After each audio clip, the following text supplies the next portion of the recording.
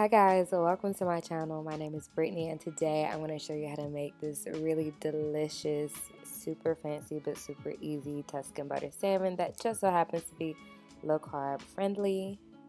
So a lot of people are turned off by cooking salmon because of the white stuff that oozes out. That stuff is totally harmless. It's just the proteins being released from the muscle fibers. However, it is unsightly. So to avoid that, I like to brine my salmon in a saltwater bath for 10 minutes. That helps to break down those muscle fibers. And I'm just going to pat that dry before I start to season.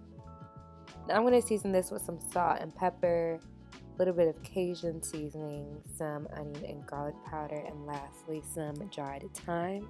And I'm going to flip that over and do the same thing to the other side. Don't worry, my salmon is pretty thick, so the flavor won't get overpowered by these seasonings. So I'm adding in a tablespoon of butter to a few tablespoons of olive oil, and I'm going to throw in my salmon and let that cook for a minute or so on one side before flipping it over and letting that cook for another minute or two. I just want to get a nice crust before I remove that from the heat. And in the very same pan, I'm going to add in my chopped onions and a little bit more butter, as well as some garlic. By the way, the exact measurements are in the description below. I'm going to give that a stir, let that cook for a few minutes before adding in my chopped sun-dried tomatoes, as well as a tablespoon or so of that oil so my onions and garlic can really soak up that flavor. And now I am adding in some chopped capers. Capers add this nice salty, briny, lemony flavor that works really well with salmon, but you can skip this and add lemon if you don't have any. Now I'm adding in a cup of heavy cream. I'm going to bring that to a simmer, stirring regularly, and I'm going to add in a few more sun-dried tomatoes. Of course, I'm going to season with salt and pepper.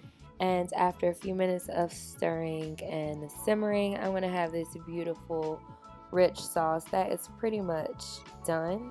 In goes my shaved Parmesan and a few tablespoons of Mozzarella and Provolone.